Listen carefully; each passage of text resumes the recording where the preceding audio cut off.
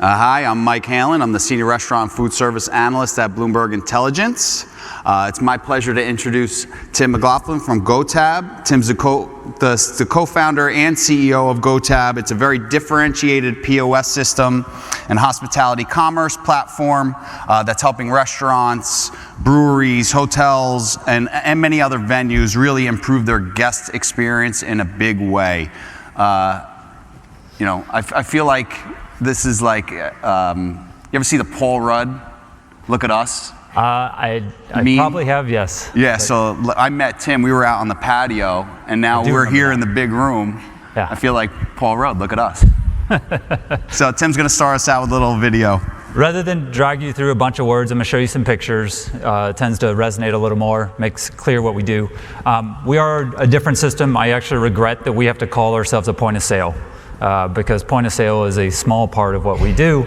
But let me just kind of walk you through what that means. So my background's commerce, e-commerce in fact. Operations is a big part of our focus. And at the end of the day, we do believe it boils down to the experience. And a lot of that is through efficiency, through communications, setting expectations, a lot of things like that. This year we had the pleasure or whatever. We won the award to get the 29th on the Deloitte Fast 500, so that was all really nice. And we also took an investment from Truist Ventures, which is number 5 or 6 in the retail banking sector in the United States. This is their fintech arm. And then for a long time, we've actually been a MasterCard partner. So we do a lot in the payment space, and unfortunately, people think that makes us a POS, and we focus on payments. That's really a part of our business, and if there's one thing you understand, we believe operations is just as important as paying. So some of the brands we work with a lot of very large individual or independent operators, some kind of food halls doing north of 10, 15, 20 million a year. As he mentioned, we're in the brewery business. I actually own 2 breweries, or rather my wife owns 2 breweries. I've co-founded them with her years ago. You can see there's a chunk of breweries on our platform. And we get into all kinds of things, spanning into fine dining and whatnot. I do want to touch on what is the difference between our kind of platform. There's the big operators have complicated operations, big footprints, typically a very long dwell time or an extended experience. In the restaurant space, they call it full service. As you know, it's merged into entertainment and all kinds of other things like that. And then of course, there's just the POS. So if you want to run a POS and you want to use a handheld, and I can show you our handhelds, they're sitting in my bag, you can do that, and you can even print it on printers, which it'll hurt me a little bit, but we'll do it. So the impact is huge. We always look at how to improve the guest experience and improve efficiency at the same time. So we increase sales while not increasing cost. Big impact to the bottom line. As you can see, maybe it's only 10-20% increase in total revenue, but the impact in profit is 4, sometimes 6x if you do it right. Quick couple clients, as I mentioned, breweries. Guinness has 1 brewery in the United States. It's in Baltimore. They deployed GoTab during COVID. They never went back.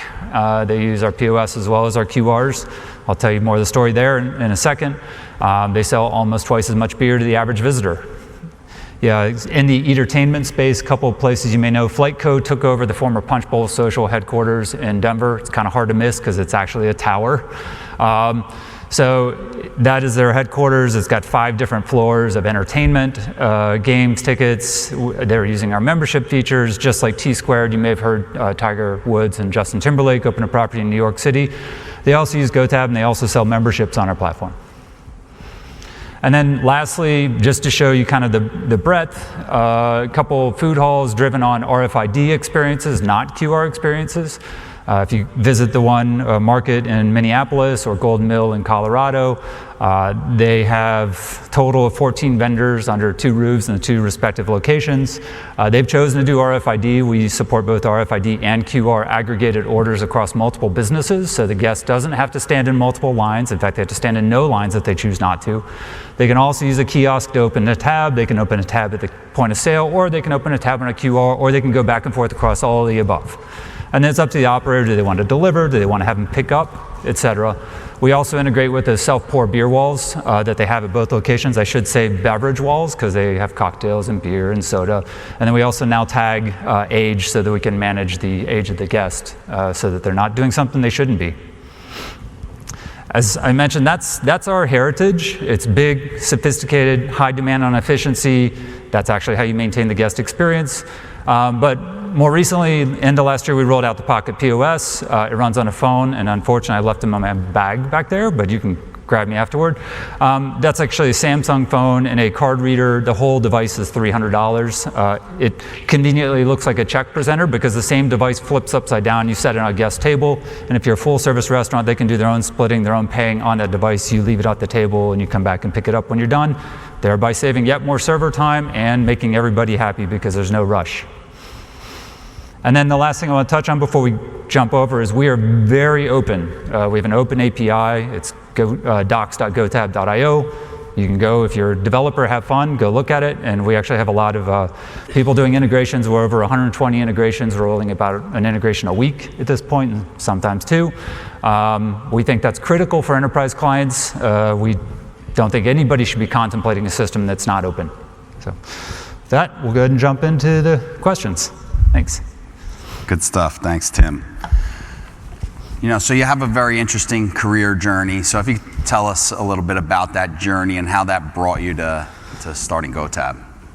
Yeah. So I won't go all the way back, but my first career, believe it or not, was in satellites. I quickly changed course, headed into technology, and then ended up doing software for 12 years, built a digital agency mostly focused on e-commerce and content management. Grew that to a couple hundred people, sold it to private equity group. And then, as a sort of a passion project, like many sort of bad idea restaurateurs do, I opened a brewery next to the bike trail in my town. It went really well. So then I opened another brewery. And this is, meanwhile, I was like continuing to explore some technology businesses, but I found it really fun. My first business, because it was professional services, I actually didn't feel like it was that different because we had to take care of our clients. We were really focused on the experience, and we actually designed digital experiences. So I kind of had fun jumping into the physical world and saying, okay, let's design this experience. And then my background is a mechanical engineer. The brewery scratched that itch of like making stuff, factories, if you will. So then I essentially got hooked, as people probably do on the industry, and felt like there was a better way to have a better experience. And mind you, in 2018, we rolled out QR ordering to table. 2018. That's 2 years before anybody thought this was a good idea. And I got ridiculed along with my other co-founders for 2 years and told that was a really terrible idea until COVID hit. And then we had a whole bunch of clients who told us we were stupid the prior year, call us back. And then actually a year after that, they all called us and told us, go to hell, we don't want QRs ever again, we're going back to the POS, which conveniently is when we rolled out the POS. But yeah, I've had a strange upbringing, I suppose. Yeah, but I love that the product was born from a real need, from your experience as a brewery owner, right? As a brewery owner, I mean, anybody who's in QSR or anybody who's in counter service knows you never sell the second beer.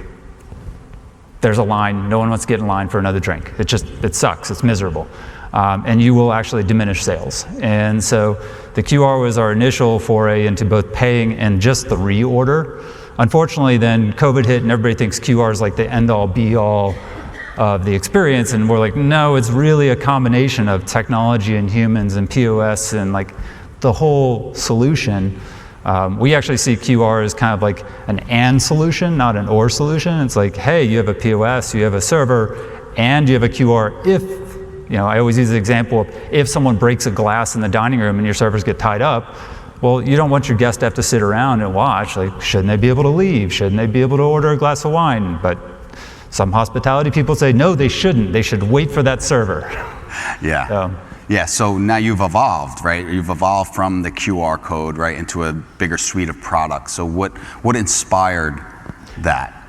Especially at a time when QRs became the be-all, end-all, right? Yeah, I mean, we started in 2020. We knew we were going to build a POS in 2019, 2020. Unfortunately, we realized what most people realize who get in the restaurant tech world, which is it's so not open. It's sad, but my background in enterprise software was like, I was pretty shocked. In fact, I won't mention a very large publicly traded POS who I own their system, that I bought it under the pretense of being open to integrate my QR system into, that said you're not allowed to integrate into the system you purchased under the pretense of integrating. Wow. So that kind of got me angry, and we started heading into the direction of like, okay, we want to do something different. So really, we thought omni-channel and e-commerce, that's what you call it, like omni-channels, right? Like, what's the easiest way to order? Is it verbally? Like, people remember there's the Alexa thing, like order from your Alexa, or on your phone, or QR, or kiosk, and we do kiosk now. In fact, you probably could have caught me 3 years ago making fun of kiosks, but I actually think they have a pretty critical place in the ecosystem. And then POS, of course, it's all the above. One of the things that we do that's a little unique, though, is that because we're a software system, like the manager can install the POS on their phone. So they're not lugging around separate devices. Yeah. They can just take a payment now on the phone. So there's all kinds of interesting things you can do when you approach it differently. Yeah. All right, so this product was born from a brewery setting, and it seems to be a perfect fit for these large venues, right? So can you talk a little bit about why it's such a great fit? You know, when we met last year, you were talking about how you were viewing a brewery as a little manufacturing center, right? If you've owned a brewery, you'll realize it, and I don't say this against other restaurants, it might be the most complicated restaurant there is, because you're not only manufacturing food. When we do 50, in my breweries, in my wife's brewery, we do 60% food. So food plus you're manufacturing your own beverages, which, by the way, they take 3 weeks. So it's not like overnight manufacturing, it's long term. And then you sell merchandise online. And then you sell CPG because you're selling through distributors, and then you have the experience on premise. And so just even doing the accounting is a nightmare. So really the problem we were trying to solve in the brewery space was selling extra beer and taking payment without making the guest experience terrible. We ended up realizing we solved a lot of other problems that we were able to translate into places like fine dining. They're not as material, because so if you went to my second brewery, which is the first place we rolled out the QR solution, it's 3 stories tall, logistical nightmare, and a huge patio. And during COVID, we had 2 huge patios open. So it's like 15,000 square feet. Some of our breweries are 30,000 square feet. Stone Brewing in California can have 2 weddings going and still be open at the same time. And it's crazy, like trying to organize it. I saw Dave & Buster's present, and they were talking about logistics. I'm like, well, that's the reality, is POSs don't actually think about logistics, but in a complicated footprint like a resort or a hotel or anything, it becomes a big part of the cost and part of the experience. Sorry, I'll say one more thing. People are always stunned when the beer hits the table 10 seconds after they ordered it, or they haven't even set their phone down yet, and they're like, whoa, how'd you do that? And I go, well, it's called digital. It hit the screen before you hit order. In fact, we can predict what you're going to order and pre-make it so it's already on the way before you hit order. So there's all kinds of stuff you can do. Yeah, and I was impressed when you talked about how, the millennials and younger Gen Z will, there'll be 10 people at a table ordering their own checks on their own phones, but you're able to fire up the food in order so that everyone gets served together. And then also, how you sectioned off parts of the dining room so that beers, runners aren't bringing one beer to a table and coming back. They can hit a bunch of tables at once. Yeah, it's actually one of the things we realized in 2019, before COVID also, is we had twice as many runners as we needed because orders were staggered, right? And you and I together might order 5 minutes apart. But the reality is actually, it's a better guest experience if they show up when we can cheers or our food shows up at the same time. But in a millennial setting, we all want to run our own checks. And GoTab also lets your checks wander. So you move into a venue where people wander, it's really critical. But logistics, just like Amazon, you want to put them in the same truck. You want to put them on the same tray. And so we actually were weird because we did the QR first, then we actually built the KDS. So our KDS is 6 years old. At this point, so it's really sophisticated. And we do what we call non-first in, first out. Like every kitchen in the country or in the world is whoever orders first gets their food made first, which we think is really stupid. We actually determine how long every item's going to take. We coordinate all those. We'll do item batching, and then we'll do order batching, so we can optimally deliver on the running and optimize the making. I could go on. Yeah, no, it's cool. It was one of the things that really impressed me when we first talked about the business. The new contactless payment that can be used on any old cell phone. Why can that be a game changer for your restaurant customers? So we are, it's funny, I shouldn't say it this way, we are anti-hardware, and I say that almost as we're designing our own hardware. So we have our own hardware. It's comprised of a lot of other people's hardware in some cases. In some cases, we manufacture it. But the reality is you can stand up GoTab on your phone. So you can download the app, you can type in a code, and you can actually use your phone as a payment terminal. So you need no hardware at all. We are expanding into the micro merchant, as Square calls it. So like, hey, I'm selling vegetables at a market. And you can do that entire thing with no upfront costs at all. So we see an opportunity, but that same application is really nice if you're running a restaurant or your family-owned restaurant and you don't want to deploy a bunch of capital. And by the way, all that capital you just deployed is a lock-in with a vendor who you may or may not want to stay married to for the next 3 years with some stupid contract. So our opinion is, hardware really shouldn't be used as a tool to lock people in. And the reality is my phone is way better hardware than any handheld POS than anybody selling me at some exorbitant price. So our handheld POS with the card reader is $300. And that's because we're leveraging, in our case, we're leveraging Samsung's, tens of millions of units that they're making. It's economies of scale that really should be brought into this business. Yeah, and the U.S. is behind in contactless, right? Correct. So I'd imagine that there'd be some international demand for that. Internationally, and we are international. Internationally, contactless in Europe is ubiquitous, and same in most of Asia. And so, yes, that is very relevant, although there's card stuff when you do that. But yeah, it has a lot of applicability there. In the sort of the urban centers in the U.S., contactless is high penetration. Yeah. Cool. In your opinion, what's the biggest challenge facing operators today, and how can GoTab address it? I think in a lot of cases it's just looking at it with new eyes. There's a lot of, whether it's like, we have all this sunk cost in this, or the classic one you get into fine dining, and I think someone said it in talk, the technology is ubiquitous, like you have no choice now. We used to have a really annoying discussions around like, should you use a KDS or not, which I find just laughable. Yeah. But nonetheless, we still have people using printers, and it's really just getting people to back up and look, maybe outside the industry. One of my analogies is you won't find a factory today that runs on pen and paper, yet so many restaurants run on pen and paper. And the reality is a restaurant's actually a factory. Yeah. So I think people, if they were to back up, take a look with new eyes, and stop just doing the way everything was done before, they would probably find a lot of opportunity. And the one thing I should add is that doesn't mean you have to rewrite hospitality. Like, you should maintain hospitality for the way the guests want it, and some people aren't gonna want it to change. But you should certainly accommodate the ones who want it to change, who want it quickly. I give the example of even my own restaurant. I wouldn't go there for lunch because I couldn't get out in 15 minutes. And now that they rolled out QRs in addition to servers, I can. Yeah. Right, and I wouldn't go there due to timing. So it was an opportunity missed. Yeah.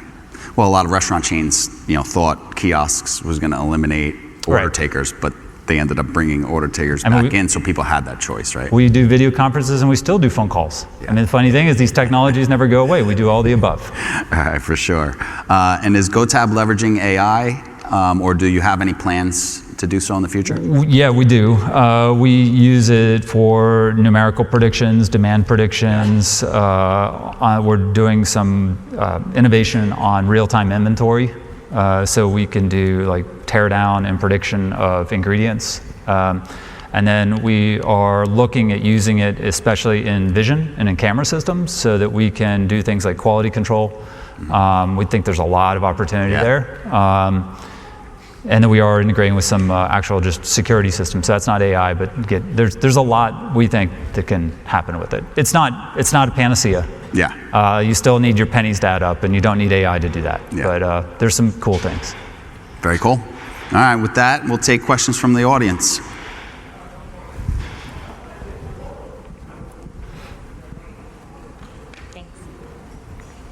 You mentioned some people can go to, the bar, open up a tab, and then kind of float around, and you'll still know where they are to deliver that service. How does that work? That's a feature called Easy Tab. We do have a patent on it, so if you see anybody else doing it, I'll be very curious to see if they're infringing. But what it does is it's because people don't want, one of the friction points is opening a tab on a QR. You have to put in your card information, you have to establish an account, you have to put in a phone number, do some sort of verification. On GoTab, if you imagine like a counter service scenario, like a bar, you go to the bar, you open a tab, same as normal. So if he's a bartender, I'd say, I want a Pilsner.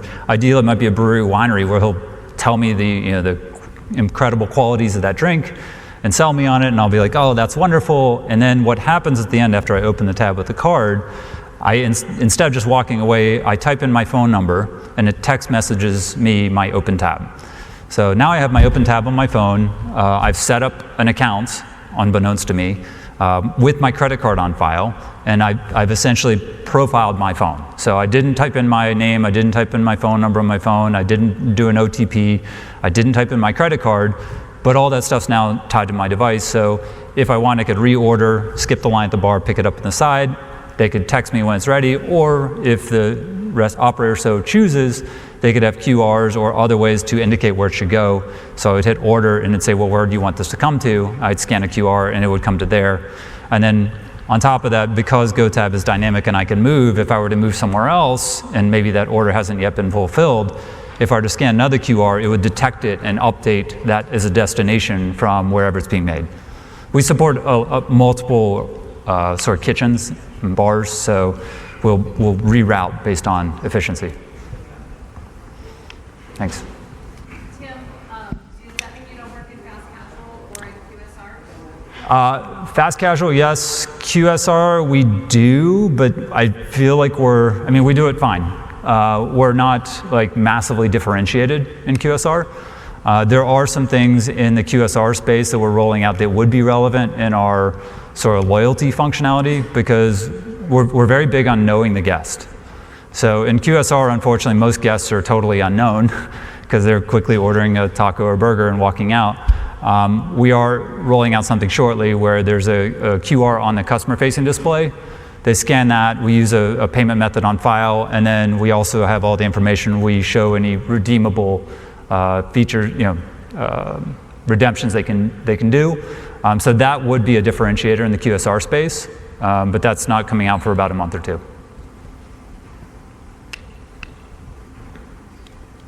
Anything else? Well, I got one more for you. Okay. So we got a couple minutes. Okay. You had some choice words to say about hardware and companies that try to lock you in with the hardware, which is, I've heard so many operators complain about. Do you think, hardware POS systems that kind of lock their customers in, do you think their days are numbered? I mean, you can buy 5 times the product for the same price, at Best Buy. So yes, I do. I had a Tesla for a while, and if you own or drive a Tesla, you quickly realize it's basically a software car. In fact, all their parts are OEMs from other people. So like their brakes are OEM'd, a lot of their components are. The reality is that the hardware in a lot of ways has become commoditized. So the software is where the innovation lies, and we've already got most of the hardware in people's pockets. So that's not everything. When I was in Greece 3 years ago, it was interesting. The servers all used their own personal phones. So they actually had no POS. It was the server's personal phone. And you knew it because they all looked different, right? So I don't think the hardware game, there are specialized types of hardware where you get into the kitchen, you need certain types of like bump bars and things like that. Yes, you're gonna have specialized, but I think more and more we're gonna see omni-channel, and omni-channel is not gonna be a person typing it in on a POS. Yeah. All right, good stuff. Well, thanks for joining us. Thanks to you, Tim. Cool. And Thank you. Good luck. Yeah, thank you. Thank you all.